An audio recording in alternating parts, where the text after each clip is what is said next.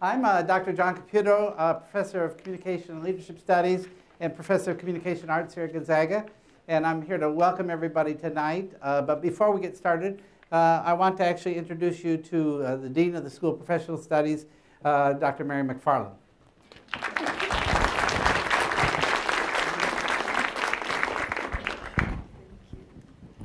Well, I just wanted to add my welcome to everyone.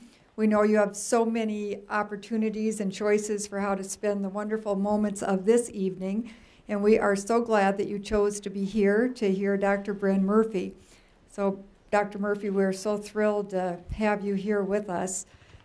As you might imagine, a lot of people are involved in putting on an evening like this, and just to mention a few, Maciej Kozinski and his team with IT, as John just mentioned, are helping us to stream this to over probably 1,000 students who are in our online environment. So we are delighted to have them with us over the virtual networks. And then certainly all of the faculty in the Communication and Leadership program, many of who are here this evening. I see Nabuya and Alexa, and other colleagues from the school and across campus. So thank you so much for being here. This actually started as an idea a number of years ago from Dr. Caputo. And as he was the first person in communication and leadership. As his team grew, Dr. Heather Crandall, chairperson of the department, joined us. Then we were so lucky to get Dr. Mike Hazel. And for this particular evening, Mike and Heather and John have been especially instrumental in identifying Dr. Murphy and bringing her here. So again, we are just delighted to have you with us to listen to and learn from Dr. Murphy. And Mike and Heather and John, especially for being the brainchild behind the visiting scholar. We're so grateful, and we're just looking forward to this evening. So thank you and welcome everyone.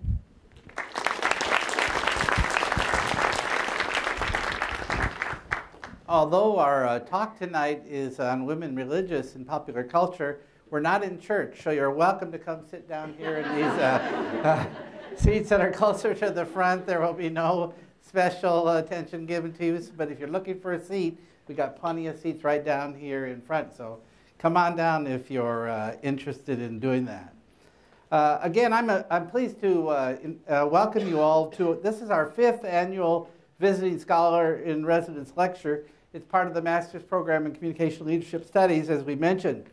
And this series is part of our vision about bringing contemporary issues in communication and leadership to the broader communities of our university and into Eastern Washington.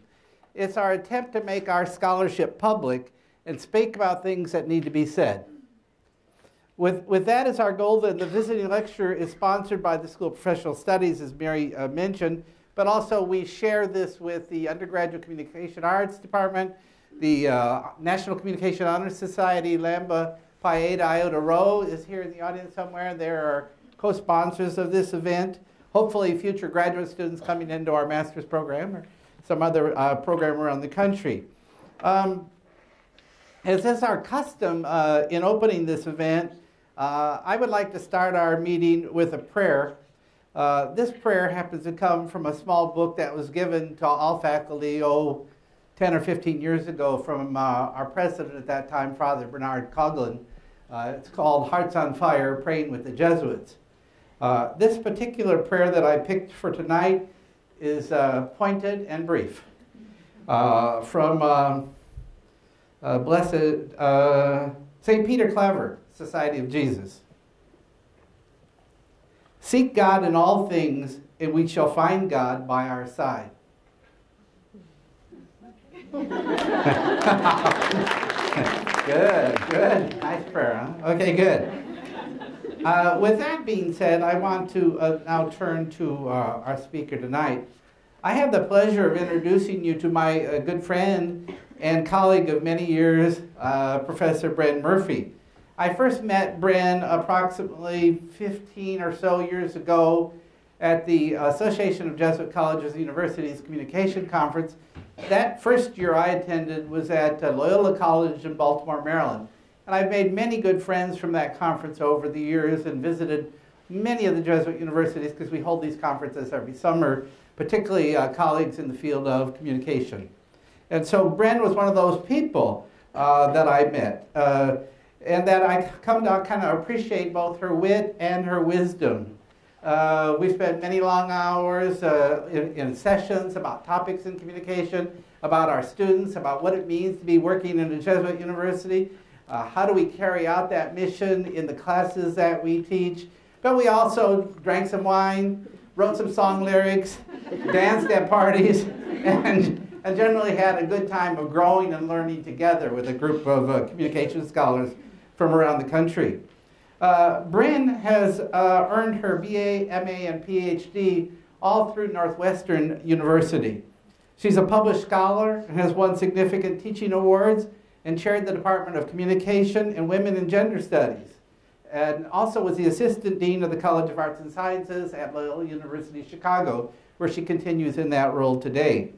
Her research interests include communication components of the glass ceiling, communication ethics, mass media and gender socialization, popular culture and the mediation of history, rhetorical critical theory, and rhetoric and the arts. So she has a long list, a broad thing. That's a part of the nature of being in our kinds of places is that we're all sort of generalists who care about all of it. So it's very hard to pin us down to any one particular theme we're going to write about that particular day. And if you had a chance to look at Bren's resume, or if you ever had an interest in doing that, go to the University of Loyola Chicago, and you'll see multiple kind of things for the last 20 years or so that she's been writing wonderful works. Dr. Murphy is in the final stages of completing a new documentary film, and from that work, this public lecture emerges. It is with great pleasure I welcome to you to our Thinking Out Loud with Dr. Bren Murphy on her topic, Veiled Threats, the Image of Women Religious in U.S. Popular Culture. I give you Bren Murphy.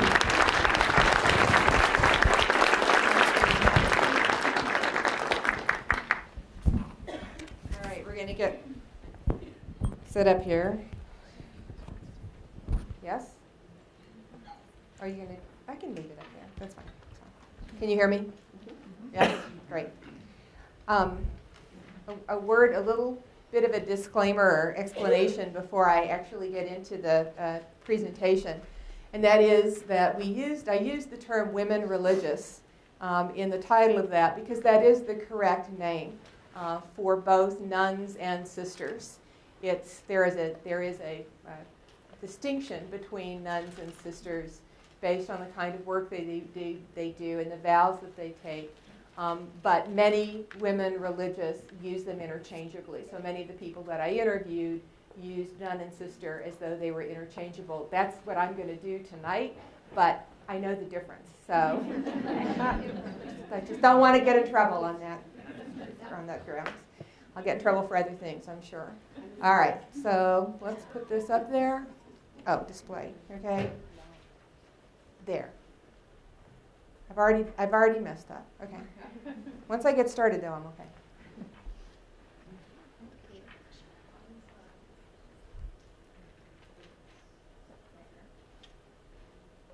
Oh, it just wasn't on. Okay. Waiting, we're waiting. I'm so glad you're up here. It's up here. Oh. Projector's coming. It's coming? Okay. Yeah, it's warming up. And I have to get the lights. You know what? While we're waiting for the image to actually appear. No, yay. Okay. And then lights, right?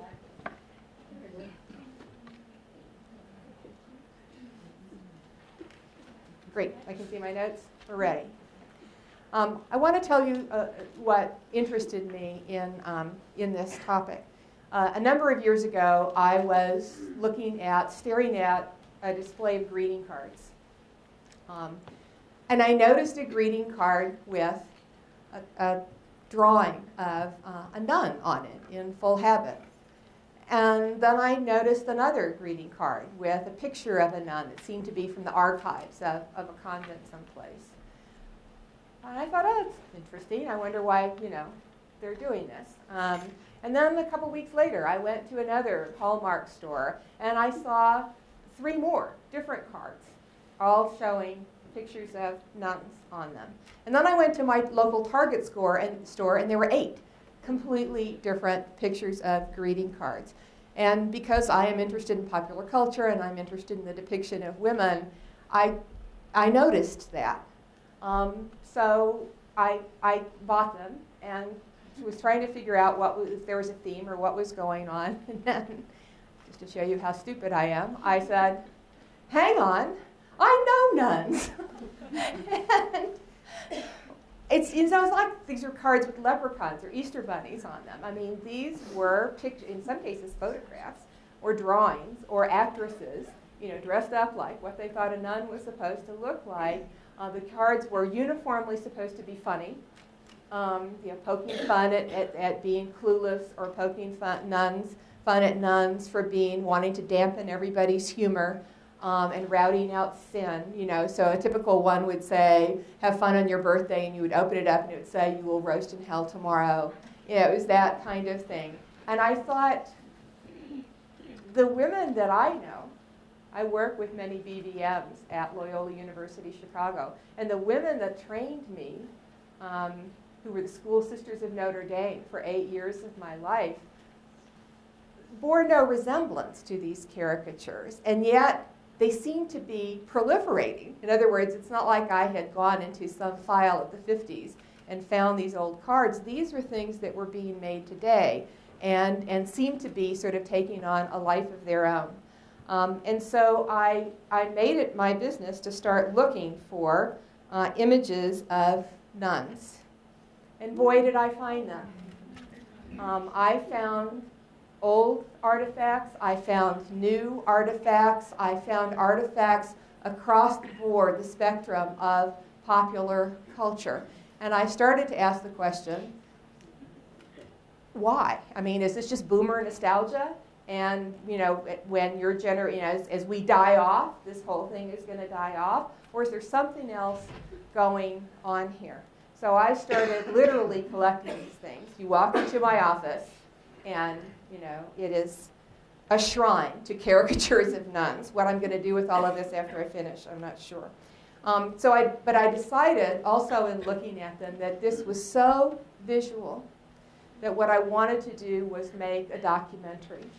Because one of the ways, if you're fighting against an image that is a caricature that you think is flattened out and negative in many ways, the best way to fight against it is to contrast it with other images, right? So it's not censorship, it's getting the other story out. So I started, because this was all about the visuals, I started making a documentary. I interviewed a number of contemporary women religious. I read a lot of books, and I came to care, even more than I had before, very deeply about the representation of nuns and sisters in popular culture.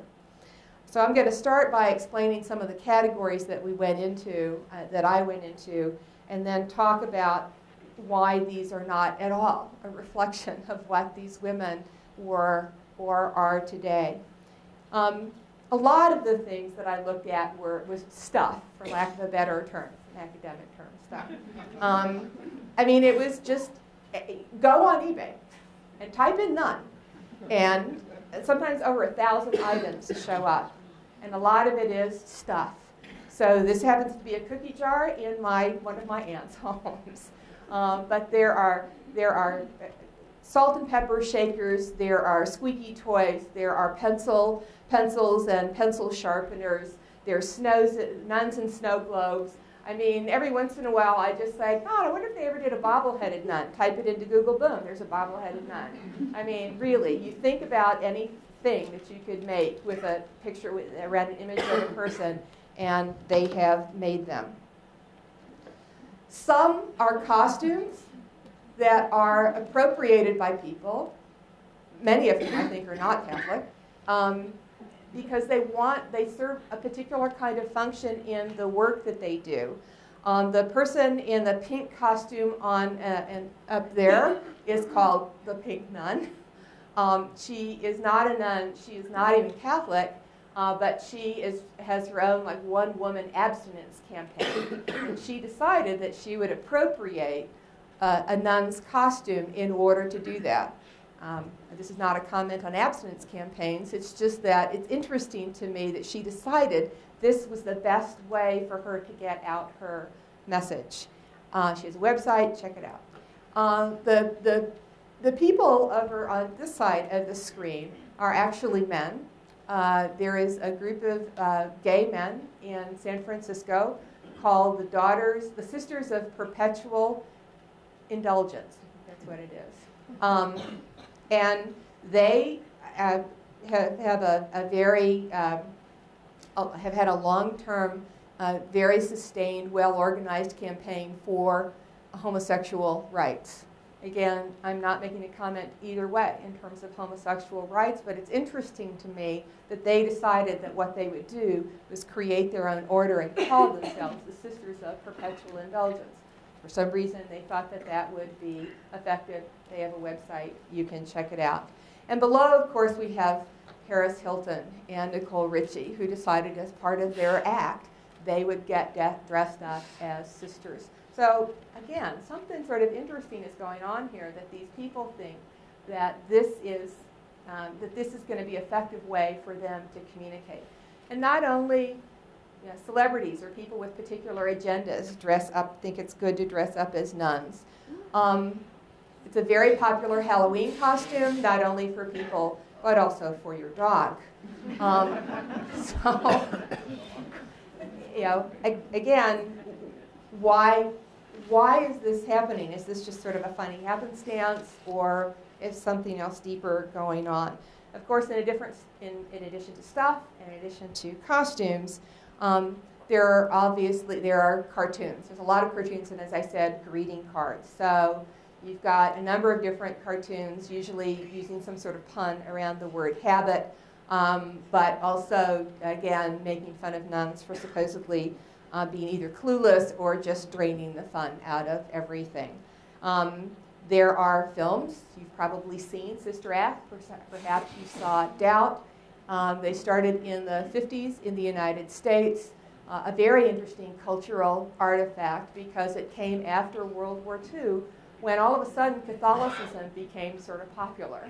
And so you had Bing Crosby and Ingrid Bergman, and you had a whole series of very positive depictions of nuns and priests. Have a little bit of hiatus, and then you get this resurgence in not only looking at sisters, but looking at sisters in full habit, even though most don't wear the full habit anymore.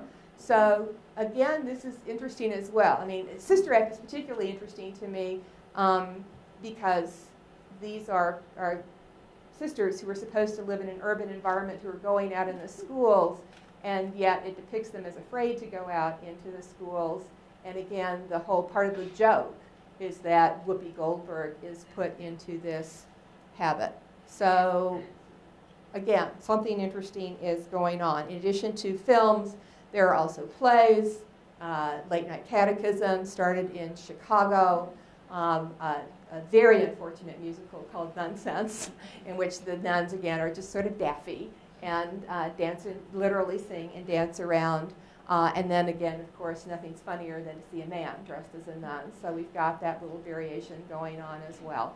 So you see, again, the spectrum, that people feel that they feel free to appropriate the role of the nun, or what they think the role of the nun is, and the garb of the nun, and use it to their advantage. Nothing says this more clearly than the advertising that has used nuns. This is an ad for Gluten Paint from 2009.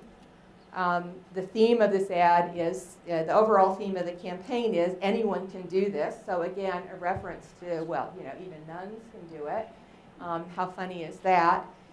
Again, they've appropriated the habit, but look at the shoes on these women, right? So again, it's sort of played for laughs. First of all, even nuns can paint, and secondly, I mean, it's not particularly respectful of the habit. They're just going to use it for their own ends.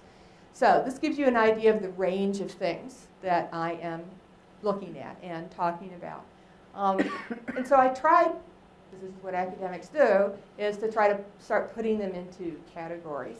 And the most obvious category to me, 12 years of Catholic school, was affectionate nostalgia. You know, that this is like, you know, Rin Tin Tin thermoses. You know, I mean, this is like something that reminds you of what you were growing up, and you loved it, and you felt comforted by it. And so we want to surround ourselves with images. And these images of these, like, nuns having fun calendars and a lot of the greeting cards are almost all taken from the era of the 50s. But again, the sort of joke of the nuns having fun is, isn't it funny to see somebody who's dressed like this doing whatever, you know, skating or jumping rope or whatever. Another possibility is that is reverence.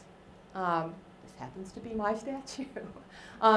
So there are artifacts, mostly manufactured in the 40s and the 50s, that are, I think, very respectful of the role that sisters play, and you can understand somebody valuing that and wanting an image like that in their home. So that's another possibility.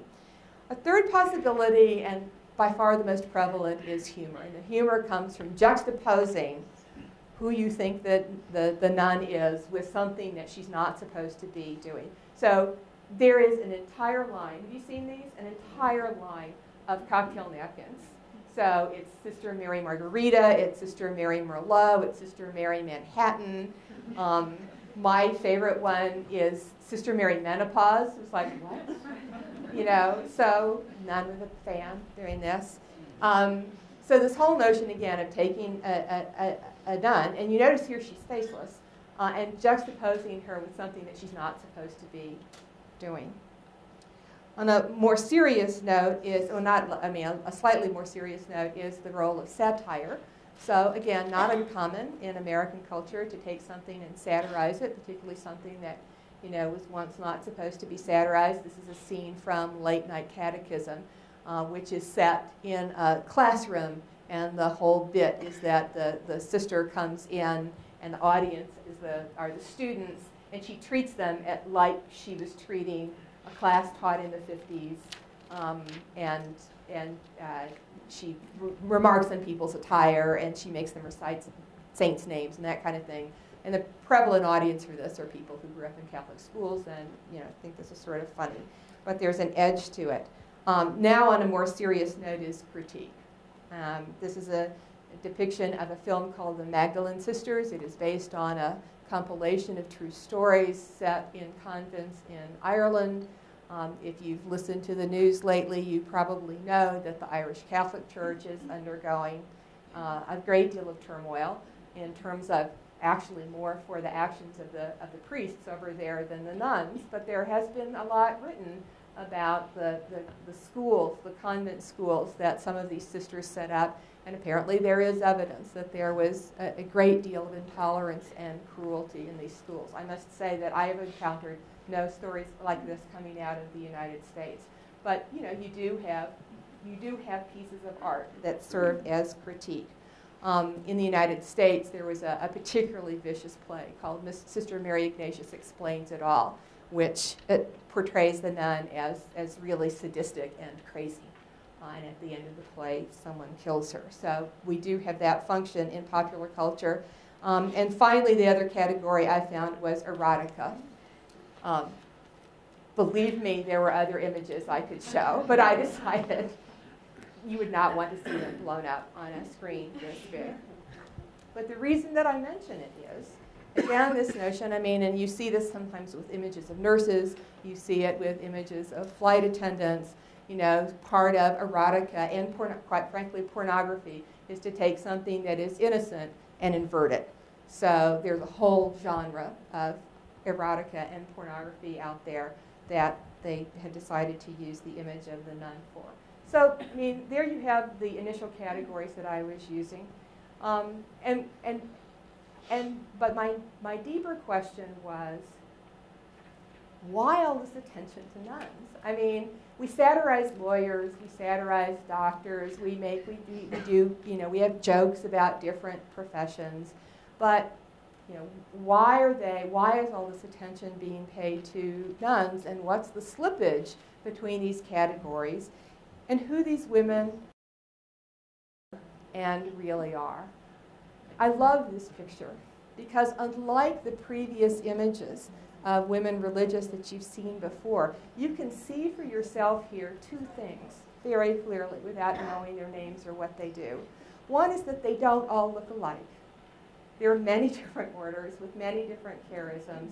There is no generic habit that you can just stick a person in and say, got it, there's a nun.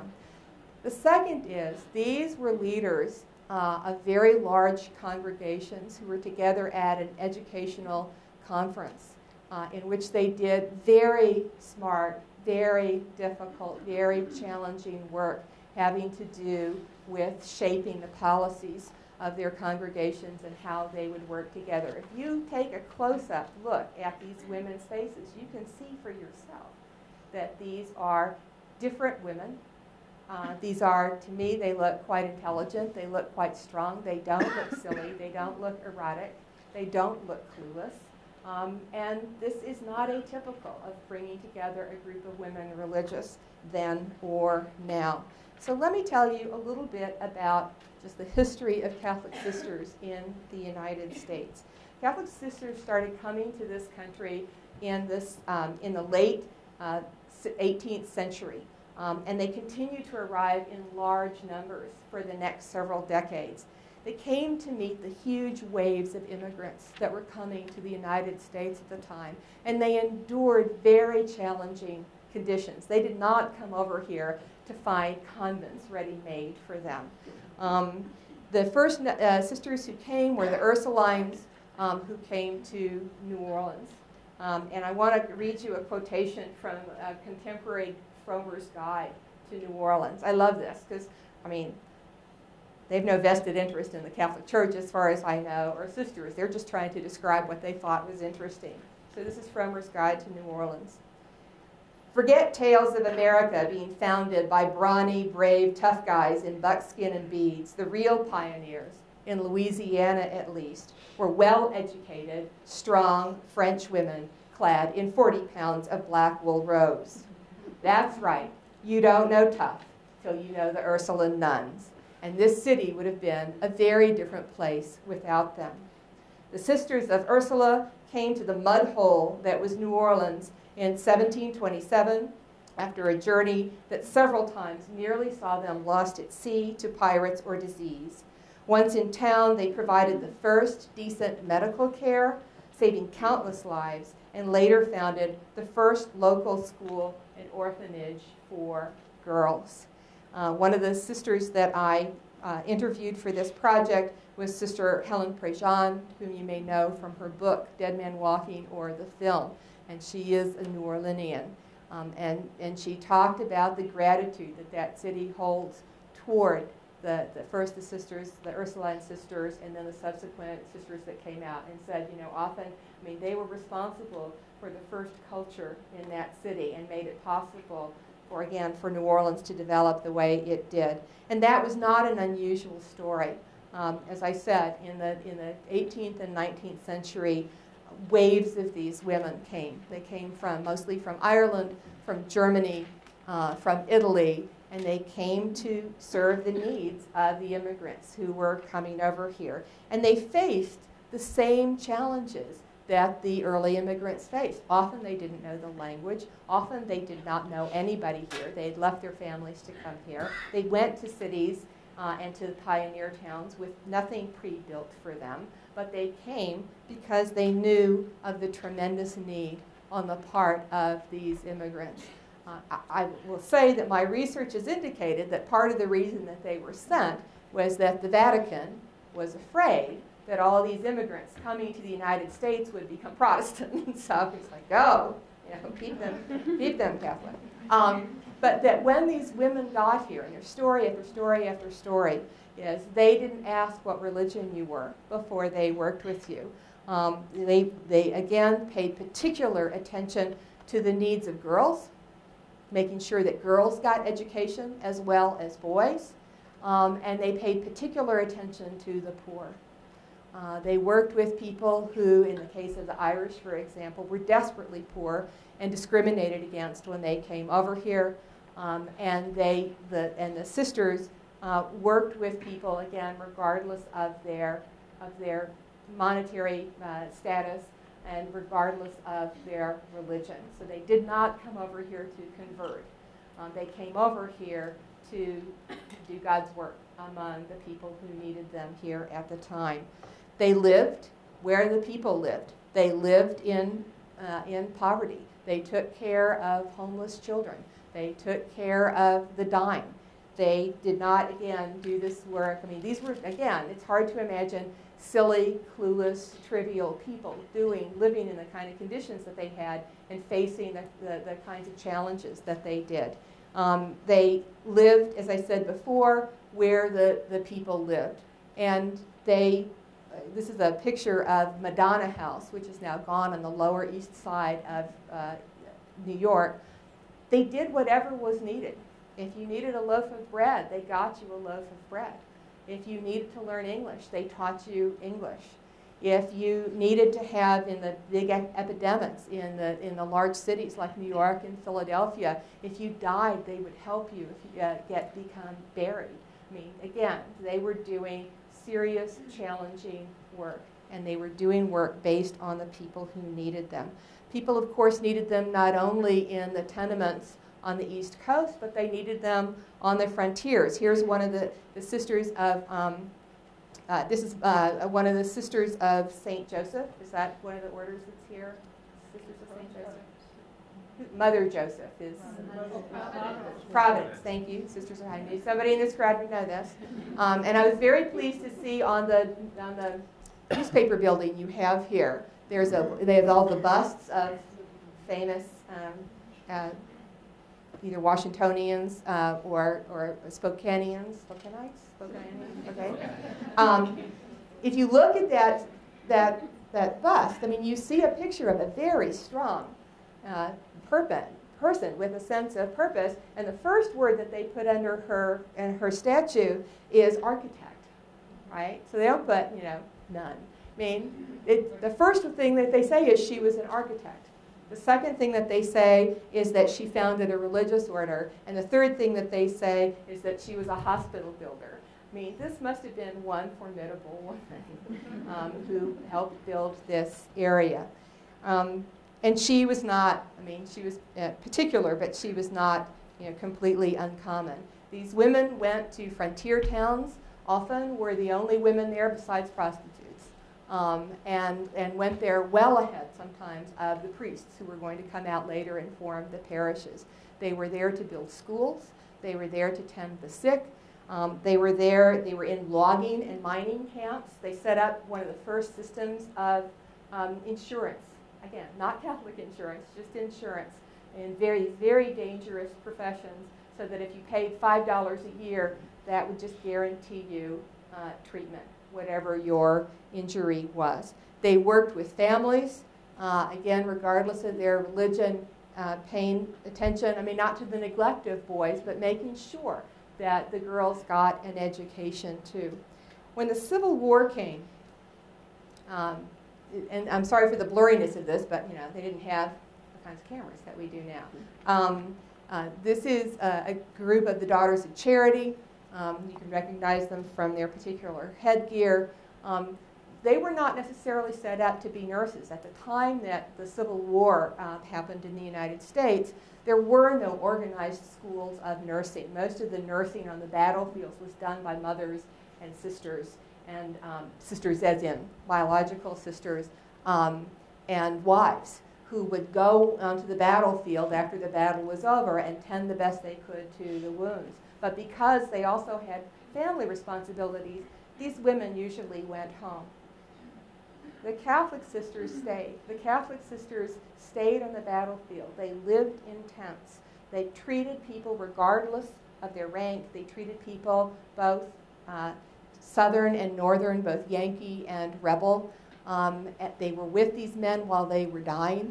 And most of the men who died not from battle wounds, but from illness. So they were also not only exposing themselves to the obvious danger of being on the battlefield, but to disease.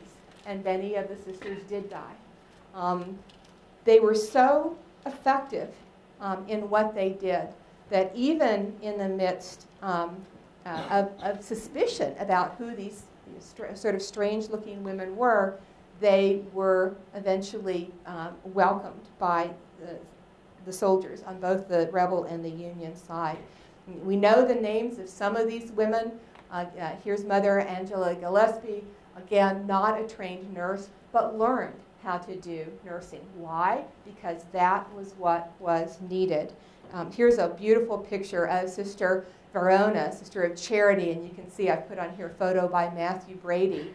I mean, these women were recognized at the time for the extraordinary work that they were doing. They taught each other how to do nursing, and they held each other together by dint of their community. Their work was so awe-inspiring to a largely non-Catholic country that President Lincoln commissioned the only memorial to Civil War nurses to the group of sisters. I've got the numbers here. Over 600 sisters served in the Civil War, 20 to 25 different communities served in the Civil War, and that's what you see this tribute to here. As I said before, these women came over, and Catholics came over, in not particularly a friendly environment to Catholicism. And in fact, right before the Civil War started to be the height of the anti-Catholic movement, fostered a lot by the popular press. So this is a drawing by Thomas Nast, a very influential editorial cartoonist, and it depicts the fear on the part of non-Catholics of Catholics coming over. So you see that what look like alligators are actually bishops coming in with the poor children who are afraid, which again makes it so remarkable that there is this monument, because the people who had experienced the work of these sisters knew better. And there is some speculation that although anti-Catholicism was to raise its head again, that there was about a 20-year period after the Civil War in which that lessened dramatically, because so many people had experienced the extraordinary courage and generosity and kindness of these women. When the war was over, the sisters went back to the towns, to the mining camps. They set up more schools. They again asked themselves, what is needed? And again, I mean, this is again one of my favorite pictures, because it's easy to look at this quickly and think, oh, it's a bunch of nuns. But if you look at their faces, again, to me, I see a group of really extraordinary women who have vision and courage, who are going to go out and do what is necessary in a strange land. What did they do? They built some of the first orphanages, and they and ran them. So they literally built them from scratch and ran them.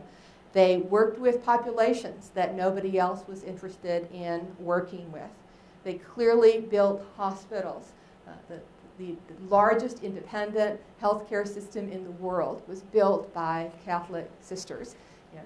Built by it, designed by it, run by it, and we have that legacy today. They also didn't just work in hospitals. They worked in the huge epidemics that often swept through the cities. So New Orleans and San Francisco and Chicago and Philadelphia and New York had people dying in the streets.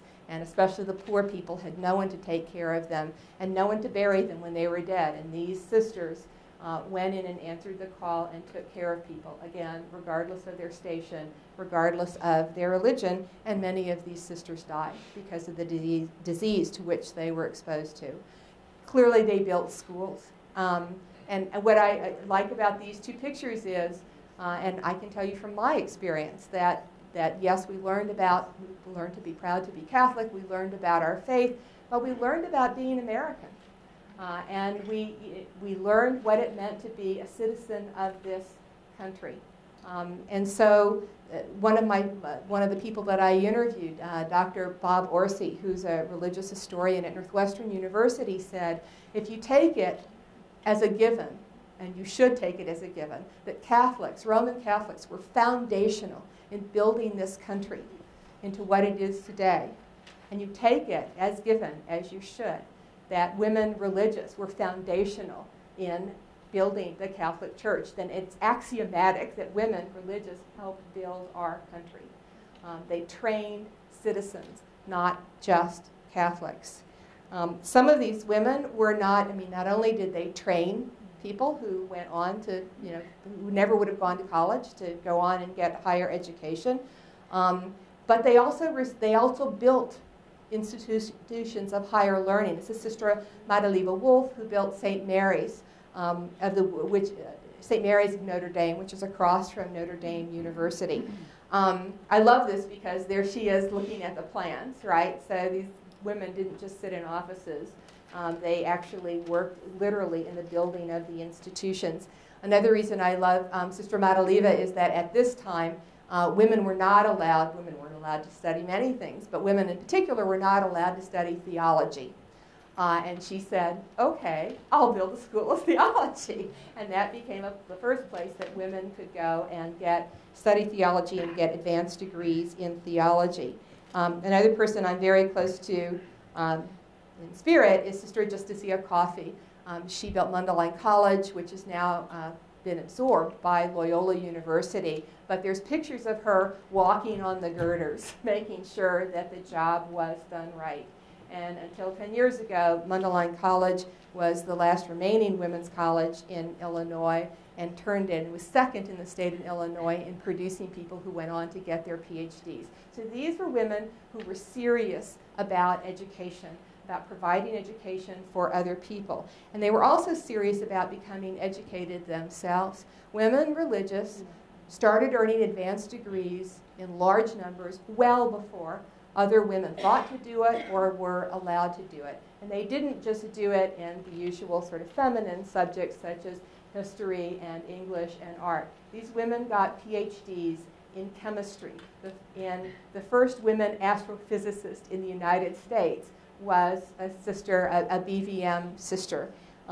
They wrote really amazing academic and pieces having to do with social justice. In 1946, a Dominican sister by the name of Sister Mary Ellen O'Hanlon wrote this book, Racial Myths. So remember 1946, this was at the height of the time that some people thought that whole groups of people based on their ethnicity should be eliminated, in the case of Jews, or should be quarantined somehow or ghettoized somehow. And this sister who got her PhD in biology wrote this very scientific book that says there is no evidence, there is no scientific evidence for the kinds of racial stereotypes that we hold. And it became the basis for a number of other writings as well. And you probably know this, American sisters were very active in the civil rights movement. What you may not know is that they were also very active in the women's movement. There were two American sisters who were on the founding board of the National Organization for Women. So again, where is the need? Where is the injustice? What can we do to help it? There are a number of women religious who became saints. I'm going to sort of go through this quickly. Sister Frances Cabrini, Saint Frances Cabrini, Saint Elizabeth Seton, Saint Theodore Guerin, and Saint Catherine Drexel, who made it a special point to work with people marginalized because of their color. But I think the really powerful story, as great as these women were, are the women whose names we don't know, who did extraordinary things without calling attention to themselves. They did it with a sense of mission, they did it with a sense of joy, and they didn't do it for personal recognition. They did it because it needed to be done. We have a number of women like that with us today.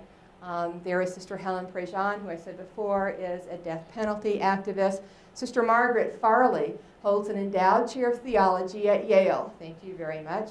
Sister Joan Chittister is a world-renowned speaker and writer. Mother Angelica, of course, founded an entire television station herself. These women continue to lead, and to inspire. But as before, there are a number of women out there who are not calling attention to themselves, who aren't doing it, to make a name for themselves. They're simply doing work that needs to be done. So why is it, given this extraordinary history, that when you often talk to people about nuns, they say, "Oh, Nunzilla," or "the flying nun"? Why is it that that we don't know enough about what I just showed you, that this sort of becomes absorbed into the flotsam and jetsam of popular culture? Well, I'll tell you one of the theories. One is that they were largely ignored by historians. They were ignored by American historians. They were ignored by Catholic historians. And they were ignored by feminist historians. So I've taken the big, thick books, History of Women in America, or History of, this is my favorite, and you don't see them there. American history still, by and large, is written about men. So in a way, that's understandable. But tell me how Shelby Foote could have written a 3-volume depiction of the Civil War, and then Ken Burns turned it into whatever, a 50-volume, documentary, and they are nowhere in there, given what I just told you about the Civil War. So why don't we know this story? Well, because it wasn't taught to us in history class. They were ignored by Catholic historians, who by and large talk about the role of the priest, which is fine, but talk about that as the primary Catholic force in America, even though sisters outnumbered priests greatly and were the people that had the most contact with the people on the streets. They're ignored by feminist historians. I'm American, I'm Catholic, and I'm a feminist. Yes, you can do all of those things at the same time. And it's shocking to me. It's shocking to me to pick up a volume called History of Women in America, and there is no mention of these women who were the first women CEOs in this country, and the first people to break educational barriers. And the explanation that I've been given is that when second wave feminism started to gear more toward sexual liberation, the split happened, and some feminists got it into their head that you couldn't possibly be a woman religious and be a feminist at the same time, because you weren't participating in the sexual revolution. Another reason is that they stereotyped women religious as subservient to a male hierarchy, and that because they did that, they couldn't possibly be, again, independent and strong, which we know, of course, is not the case. I'm going to posit one more idea. And this is, another reason is that women religious didn't call attention to themselves. This is actually the first page of the Mundelein College yearbook. And although all other lay teachers and male teachers are named, the BBMs just said, no, we don't want to, we're not going to call attention to ourselves. We're not in this for us. We're just draw a black box around us and call us, this is the thing. And that's how they wanted to be remembered. I'm going to posit one more theory, and that is that women religious were and are today countercultural. They go against what we think women should be. First of all, they are not defined. What? I'm off? Okay.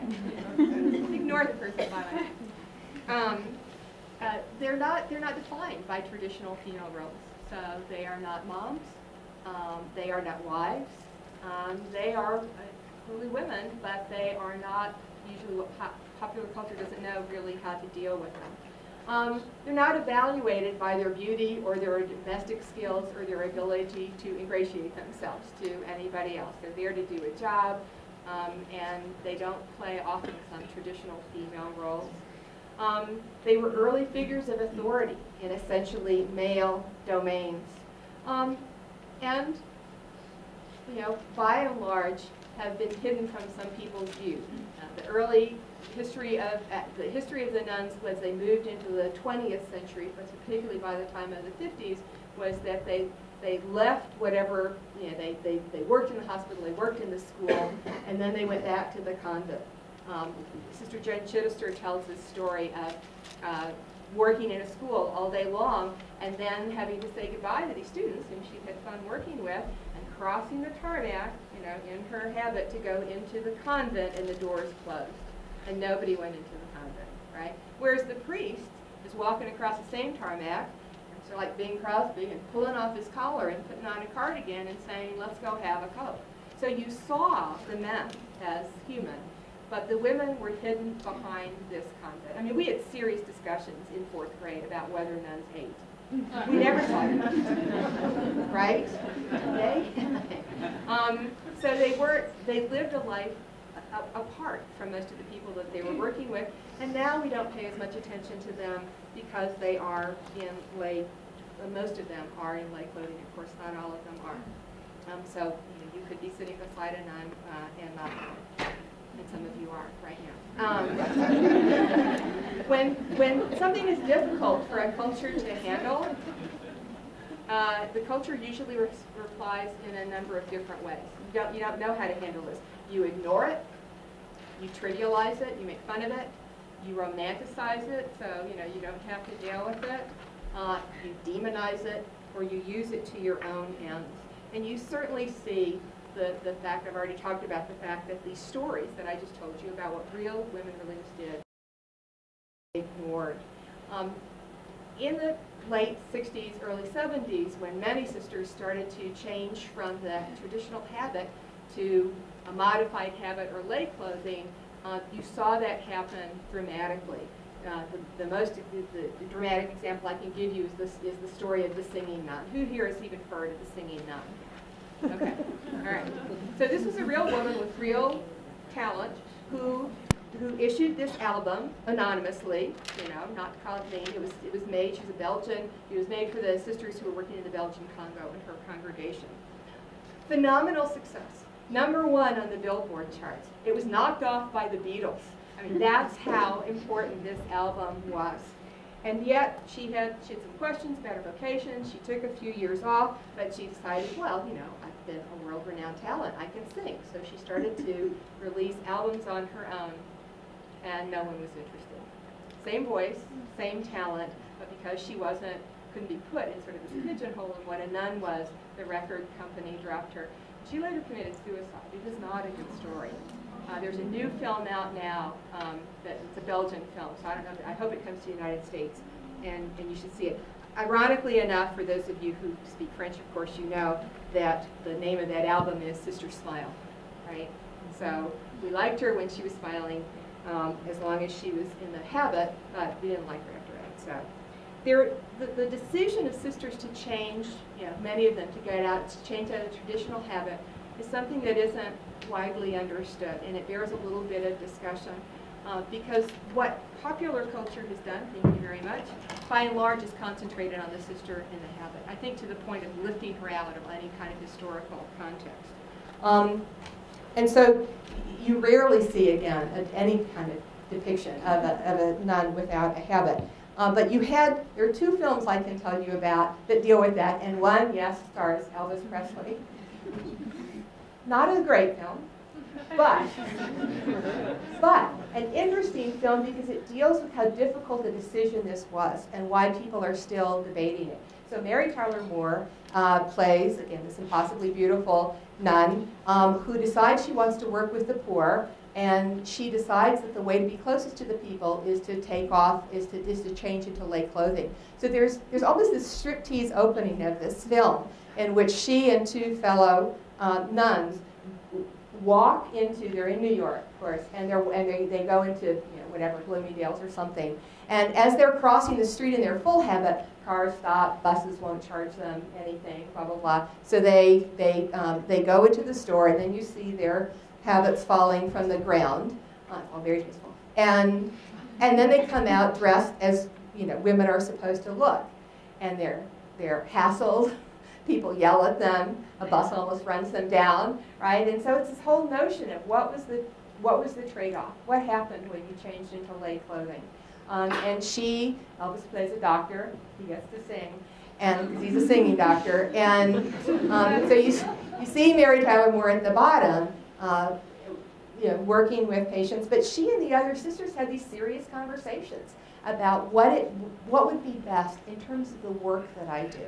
And this was a very serious conversation that Women Religious had. The only other film I know that shows a film, there's some television shows, it shows a sister in lay clothing is dead man walking. And when Prejean, who I interviewed for this project, was telling me the story, she said that Tim Robbins, who was the director, at first wanted Susan Sarandon to wear a habit because he said, well, how can you tell she's a nun if she doesn't wear a habit? And Prejean said, absolutely not. That's not part of the story. You're not doing my life story and dressing me in a way that I didn't dress. And so the way Prejean tells it is that Sarandon was sort of shocked too, because she said, how am I going to do this? And then Prejean said to her, you're just going to have another way of showing that you are a woman religious. And of course, Sarandon won Past Actress that year. So apparently she found a way to do that. So, you know, but by and large, again, you know, we ignore the women religious without the habit because we don't know how to deal with that, we meaning sort of popular culture. So that's the first way we deal with counterculture. We just ignore it because we don't know how to tell the story. Another thing that we do is we trivialize it. This line of statues just sends me to the moon. They're all the same. There's about 20 of them. They are absolutely contemporary. They're being cranked out as we speak, and they invariably show sisters as sort of giggly, domestic children. Right, so you can't imagine this woman running a hospital, you know, or running a university. So this is what is called Sister Giggle, right? A very popular motif, as I said. So here's another one of those images, but from the 40s was, you know, sisters as 10-year-old blue girls with full makeup on. I mean, that's the other thing. You look at some of these things, and they're like rosy cheeks and again, a way that you can control something, culturally speaking, is to diminish it, to make it something non-threatening. I can assure you that the women who, you know, landed in New Orleans, who were in the mining camps, who were in the tenement house, were not clueless, helpless little children. Another popular motif is nuns as eccentric. So this is sort of a variation on the trivialization. The most popular of these, of course, is the flying nun, who is literally, some of you will understand this cultural reference, Gidget in a habit. You know, I mean, there's nothing really serious or substantial about this person. Another way that we do this, as I mentioned before, is to romanticize sisters. And in the early 50s, you had this array of films starring these just impossibly beautiful, the best movie stars then of the day. So you've got Ingrid Bergman, you've got Loretta Young, you've got Audrey Hepburn, you've got Deborah Carr, you've got who played Lourdes, Jennifer Jones, right? So again, nothing against beautiful nuns, but it was sort of like they weren't real. I mean, they were ethereal. You know, they were transcendent, and that became a way that we could deal with them. You know, they weren't like really fully human. As I said, by far one of the most popular motifs is to demonize. And so you take something that's threatening and you turn it into something evil. So the nun with the ruler is all over the place, really. I mean, she's on squeaky toys. She's in cartoons. She's all over the greeting cards. She's in, so if you remember Blues Brothers, the opening of the Blues Brothers, we've got to go see the penguin. This nun doesn't just have a ruler, she has a yardstick. And she breaks it over the Blues Brothers and sends them tumbling down the stairs. And then she's never seen from again. So she exists only to do this caricature, and then she leaves. And as I said before, you see this all over the place. Here's a rubber ducky dressed as a nun, you know, holding a ruler. The Catholic schoolgirl, salt and pepper shakers with the terrified schoolgirl, and the nun with the ruler. And again, let me say, 12 years of Catholic schooling, never hit by a nun. I never saw a nun holding a ruler, never hit by one. Now that was because I was really good. But and I know, and again, people were hit by rulers. I believe those stories, but it wasn't anywhere. Right, stick this image anywhere. So you put them in snow globes, you bowl them down, you make them into salt and pepper shakers, you dress Richard Nixon up as a nun. The greeting card up there is just a collection of random things. And somebody said, let's put a nun in there. Why not? Right? Because they're just symbols. They're like you know, the leprechauns or Easter bunnies or something. Now, there have been efforts on the part of popular culture to deal seriously with these women. And there have been some really wonderful films. Probably a number of you have seen The Bells of St. Mary's, in which, yes, it's the impossibly beautiful Ingrid Bergman, but she pretty goes toe-to-toe with Ben. I mean, she argues with him, she has values, she's strong, she runs the school. Even something as sort of unsubstantial as The Trouble with Angels. If you haven't seen this Haley Mills film, you really should. Rosalind Russell is just this fabulous Mother Superior.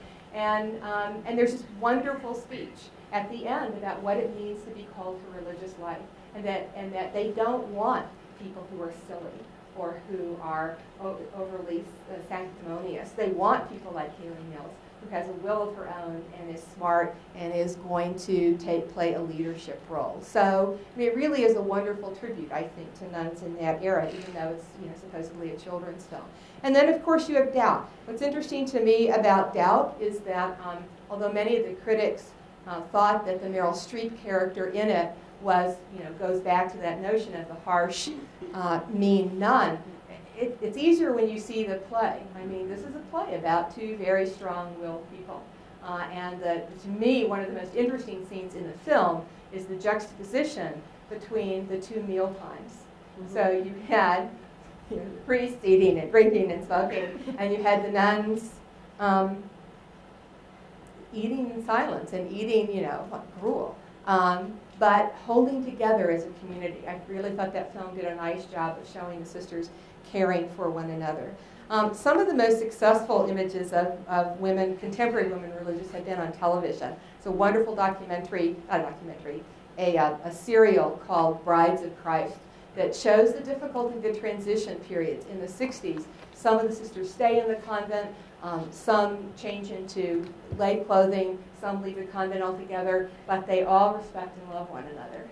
And that's not a message that gets out very often. Sister Rita Moreno in the HBO series Oz, about a brutal maximum security prison, is often described as the center, the moral center of this entire series. I mean, again, a very strong person. So if we know that there are stories to tell, and we know that we can tell them in some ways, you know, why again are we left with this? That's my question, and I answer it by saying, because I think that we still don't know how to tell these stories. That these women don't fit the mold that we have set up for women in popular culture, and so you see all of this sort of management of their images. Even, and it's not just a middle brow thing, even something like The New Yorker. This was from last year. I don't even know what this means, right? But it's like, we're going to appropriate this image and we're going to put it on the cover, and where there's some sort of relationship. I mean, it's a very clever picture in some ways. So you notice that the two religious women on either side are covering up most of their bodies, and the woman in the middle is, you know, all out there except for her eyes. She's going to put big sunglasses on there. The title of this magazine is Girls Will Be Girls. Just an interesting comment to think about. I'm going to close by saying that you can tell that I'm very impassioned about this topic, that, again, I'm not trying to censor any of these things. I'm not going to stop you from buying the boxing nun or the cocktail napkins. But I do invite you to consider that these are real people. They were real people. They are real people. As with any group the size of women religious in the United States, yes, there are going to be some mediocre people, there are going to be some mean people, there's going to be some crazy people, there's going to be some lazy people. I mean, that's just true of large groups of people. But what we don't pay enough attention to is that there were many, many, many women who were kind and strong and intelligent and courageous and visionary and even heroic. And I believe that these stories need to be told. Thank you.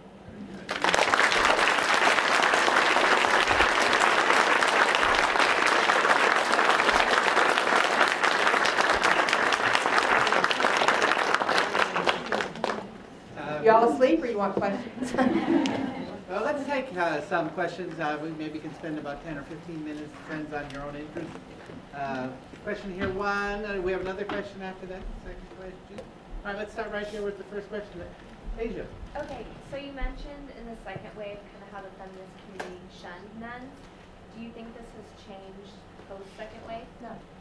No, I don't, unfortunately. I think they I mean, in fact, and I was sort of making a joke about this before. I was going to. There are a number of feminist colleagues who say you can't possibly be religious and a feminist at the same time. That those are mutually exclusive categories because the world's major religions are dominated by men. And so that's a non-starter. And my last year as the director of women's studies, I brought in an Islamic feminist, a Catholic feminist, and a Jewish feminist, and said, here you are. This can happen, but there's still a great deal of resistance to it, although some of that is beginning to change. But they're still not showing up in the feminist histories, which is just shocking to me, given what these women did. Did I answer your question? Thanks. Yeah, 2 and 3. Let's start with the second person over there. How do you think we can create more conversation between religious women and feminists, and like sort of make it synonymous, like that you can be a Catholic, a Muslim, a Jew, and a feminist? And also, I guess, do you think it's more the fault of the religious communities or the feminists or both? Yeah, I don't know. It's hard to really pinpoint fault. Although, I mean, I would say that most of the women religious that I've talked to today would clearly identify with feminist goals of equality. I mean, they may not use that term, but any people who fought for women to get equal, fair chance at education, I think, would, embrace certain feminist goals. How do I think we can improve the dialogue? Well, I'm hoping that, I mean, part of the reason I wanted to do a documentary was I wanted this not to be, no offense to the academics, an obscure academic book that was only read by other academics. I think we need to get the story out there. I think part of it is just ignorance. I'll tell you, my real dream is to have, those wonderful, lush documentaries on American experience on PBS. I want somebody to do one of those. I want somebody with a lot of money and with great technical skills to do the American experience, to show a wide audience what, the foundations that these women built. And I think the more we can get out there, and I think part of that story is what they did, as women and for women. So I'm hoping there are a number of different projects out, books and things that are starting to coalesce. There's a wonderful traveling exhibit called, have any of you seen this, about the contributions that, I don't know if it's made it out here to the West Coast. It's not coming out here? Oh, all right. Oh, all right. But shows you the scope and the range of the historical contributions that women did. I just think we need to get those stories out there, and then it'll be more difficult for all historians, including feminists, to ignore. So, but you can be part of that discussion. Third question. Oh yeah, this is, similarly, and you partially answered it, but how would you reconcile, second wave feminism with, the ideal of Catholicism against abortion and, the sexual revolution? How do you reconcile? I think feminism, and I know you're not saying this, but I think feminism is about a lot more than sexual freedom. So you're saying they would just identify with the rest of the feminism and then just there's a lot of different approaches to feminism, just as there are different approaches to Catholicism. And so I think we need to have those kinds of discussions. And I don't think it's good for either group to write the other group off and say we have nothing in common, because that simply isn't true. So, I mean, yes, I agree that the church policies on reproductive rights is a big chasm. But I don't define myself as a feminist based on my position on reproductive rights. So, and I don't think that should be the sticking point. So that's how I reconcile it anyway. We have question 4 and 5. Another person has come over to 4, then we'll come over to person. Who am I looking at? Oh, yes. Going along with that point, I mean, doesn't it require commitment from non-religious and religious men and women feminists to, I mean, because I think another issue that feminists have within the Catholic Church is the patriarchy of kind of the disparity between nuns and priests and their power. So I think the dichotomy between them and a movement toward equality in, women being able to have the same, abilities. Do you think that would help feminists kind of be more okay with? I just think they need to understand more what these women did and do. I mean, it's true. I mean, you want to talk about a glass ceiling. This is like a marble ceiling, right? So, but that was true in the 18th and 19th century as well. And one of the things I really admire about the history of women religious in the United States is they just got things done. They figured out a way within the system. They didn't leave the system. They figured out these people need education, these people need health care, the poor need to be tended to, the immigrants who still are dealing, with HIV, AIDS, with the homeless. And yes, the system is unfair in some of their eyes, but that's not going to stop them from doing what it is that they think should be done. And so I just think that's a lesson in leadership for a lot of us. You may not disagree. I mean, you may disagree with that, but that's my take on this: is that their faith is strong enough to endure what they consider unfair situations in some cases. So. Kurt, number 5 and 6 over here. Hi. Hi. Where to start? I was thinking actually about was it in the yearbook that had the 29 Sisters of? Yeah, with no pictures, right, just there. Right. I was wondering if you had any experience talking to nuns who felt it was almost like a triumph that they were doing all this good. And I mean, I think it's very important this history be told and be studied and people be aware of it.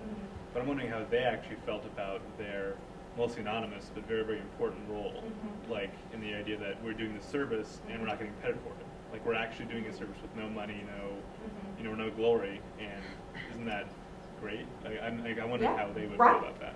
I mean, they were, I'll answer your question coming at it a little bit a different way, but almost every sister that I've talked to, I mean, some are okay with Sister Act, and some are okay with the funny cocktail napkins, but what really ticks off almost everyone that I've talked to are the greeting cards that use actual archival images of sisters to sell a greeting card that invariably makes fun of nuns, right? So these are drawings, these aren't actresses, these are actual pictures from someone's archive that are now being used to make money, for somebody on the basis of, isn't it funny to see a nun with a beer bottle in her hand, sort of thing.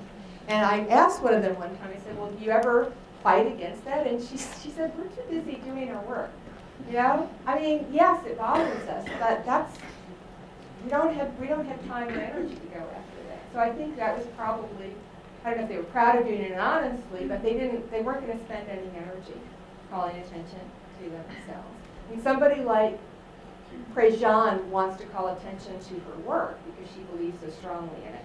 And the fact that she wrote a bestseller book, she felt was a vehicle for her to get her message out. So it's not like all of them shun them, but it's not the reason that they're doing it. Does that sort of address your question? I got it. Okay. This gentleman right here in front. Just kind of along that line, it strikes me as a bunch of very intelligent people, very self-effacing, and talked about architects and people that taught themselves how to do medicine, but you don't hear about the PR expert. They don't measure what their success I wonder in personal attention. There's got to be a connection there in their beliefs. Right. Now there's no voice. I mean, or somebody like Mother Angelica obviously believed it was important to have a voice, and I mean and I think that's a wonderful thing is you use contemporary media, so she really pioneered that in terms of the Eternal Word Network. But by and large, they're not doing it for their own glory. So, but I don't think that gets us off the hook. I think we need to recognize what it is that they're doing if they're not going to do it themselves. Yeah, I agree. Thinking about the PR angle of it, I've heard that the recruitment for women to go into the nuns, the continents is really falling. So how does that, how do the images relate to that versus everything else? Well, actually, some orders are increasing in numbers. Some people, there are certain orders that are increasing. And I think, there's a debate about why some orders are gaining members and some orders are not. And I think it's pretty complicated. But I think this is the other thing that struck me about the women that I interviewed for the project. They understand that the average age in many of the congregations and orders is rising. They understand that people don't understand their story. I've met not one angry, bitter person, and the attitude of some of them were, it's the work that's important, and if our congregation falls apart, or it just literally dies off, other people will step in and take our place. And the fact that they're not women religious doesn't mean that they're not women of faith. And so that's what our focus is, right? So it's not, oh, woe is me, the Benedictines are not what they used to be. There was none of that talk at all. They all believed that work would go on. So that doesn't really answer your question, but that's what struck me about this whole issue of declining numbers. Plus, this is what I love about talking to Catholic historians. He takes sort of the 500-year model of history. So I was talking to this one woman, and he said, well, in 800, the population of women religious went down in France, but then it came back up in 1100. So she's not worried at all. She's like projecting outwards. Time for a few more questions. This gentleman, Mary, okay, 1, 2, anybody else have a question? Back 3, there? way up at the top, okay. Go ahead. So just say it one more time. It seems as if you're working counter to what it is that women religious are, which they're not really promoting themselves or doing the work. So are you getting support from them? Do they say, hey, you go get them, girl, we're right behind you? Or is this, this is not a big deal, you can do it if you want to? No. They're not going to take time off from the work they're doing to do their own PR. But I will say one of the most gratifying things about this is that, and I certainly did an interview, go to every archive in the United States, but I went to a fair number, is that they realize now that, if not calling attention to them personally, to the people that went before them, to the shoulders that they stand on, to the sisters that they work with. And so they, everyone I talk to, maybe they're not, but they shouldn't, is everyone I talked to said, thank you so much. This is a story that needs to be told. And it's not, you're not taking a political position, you're not taking a religious, you're telling a story that is an important and in some ways a unique story. And so nothing has been more rewarding than working with Catholic non-archivists. It's like, whoa, you're interesting. And they have just been, I call people out of the blue, and they have no idea who I am. I'm just a voice on the other end of the phone claiming to be from Loyola University, Chicago. And they've just been completely generous. And one woman came up to me at a conference and said, I've been waiting for you all my life. I mean, how sweet is that? So I've met no resistance from that. But it's my job to tell us the story, So they're not going to do it for themselves, but that's what I do. So. Mary. Bren, I think your story of standing in the cards and getting this curiosity about why this is happening is so pertinent to emerging researchers, and which many in this audience would fall into that. Any words about the role of curiosity leading to a question to sustain people that might think, I'm curious, but that's not enough for research. I mean, you've had curiosity to a question, to research, to now a documentary. So any thoughts on that for people who might have something in their mind about, I wonder about this, and where that could take people? Well, I mean, you said it very well. I mean, I think the best research comes from a drive about the subject matter. I mean, you can tell, and to sustain something for this long. Some of you have written PhDs, you know this, dissertations. You have to pretty much love what you're doing. You have to believe that there's worth in it. And I'm as excited or more excited now than I was 4 years ago when I started this. So I think passion, and you find this in science, you find this in social sciences and the arts, you find people who are passionate about what they're doing, and often that comes from a personal curiosity. I was in the middle of this, and all of a sudden, I remembered that I'd gone to a Catholic school, but I remembered that I had yearbooks, and I pulled those yearbooks out, and I'm looking at these old pictures and thinking, wow, I wonder, I didn't really get to know them as people. And I wish I could have done that now. So it is an interesting mix of personal and academic, but that's what sustains my work anyway, and I think it sustains the work of the best scholars. There's who's it, E.O. Wilson, who studies ants. The guy's crazy about ants. He just loves ants. So and he's built a lifetime career studying ants. So follow your bliss. Got a question way in the back. We're all ants. Do you think that the depiction of women religious, particularly nuns and abbot, as being demonized when they're essentially strong women on one end, flighty on the other end when they're essentially virtuous women, has anything to do with potentially the effects of the long-term cultural effects of a masculine-oriented paradigm for a culture? Well, I don't know that it has long. Not as a blaming situation, no. As an influence in the fact there may be a crude cultural response to. Well, that's that whole. Essentially quality. Right. That whole ignore, trivialize, romanticize, demonize is a way that a dominant culture deals with people that they can't put into a category that suits their interest. And so I think it's. They dumb it down. Yeah. Essentially right. You see the same pattern in characterizations of African Americans. There's a wonderful documentary called Ethnic Notions, which traces the changing image of African Americans as the socio-political scene changes, because we're going to do everything we can not to admit that there's parity there. We don't know how to deal with it, so we're going to manage this. They're going to be silly, they're going to be mammies, they're going to be vicious, but we're not going to see them first as people and secondly in terms of their race. And I think it's a difficulty still in dealing with women as people first and not just as women. So I don't know what the long-term repercussions are. I hope it's changing.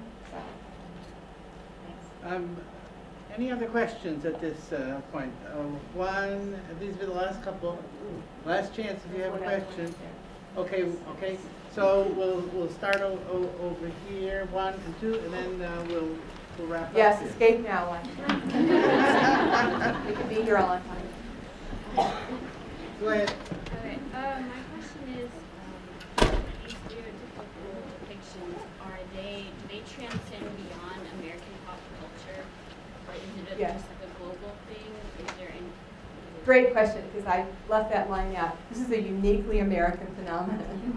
And I've tried learning up, how do you say sister in French, and how do you say sister in German, and going on eBay, right?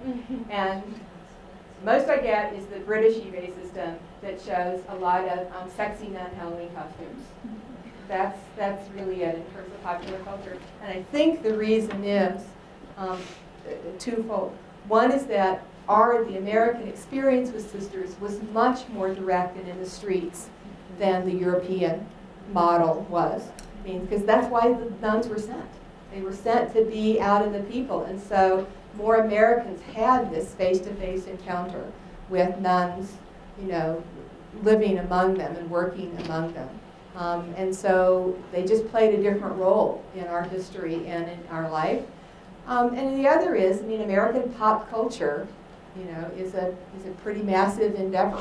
And it makes money whatever way it can. And the American popular culture tends to do that, not that there isn't schlock in other countries, but that we're used to just grabbing up whatever we think will sell. And so I think that that's my explanation for why it is. It just seems to be happening in the United States. The last question's up here. Don't at least some of the sisters know that some of us adore them and honor them. Yes. And, you know, couldn't have survived without them. Yes, of course. Oh, good. Oh, yeah. And yeah, and that's again, it's part of what sustains them, is that they have, it's not just the recognition, but it's a sense of mission, that they are literally doing good, and they're doing what should be needed. So yes, like I said, I did not run across angry, bitter people. I ran into people that just went, you know, enough with the napkins, you know? I mean, nobody likes to be reduced to a caricature. And so they're disappointed in that I didn't, yes, that I think they do get that message as well. Thank you so much for your attention.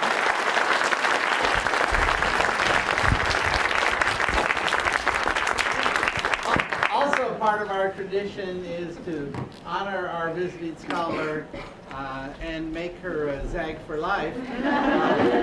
Although I look far and wide for a bobble-headed nun, I settled instead for Gonzaga.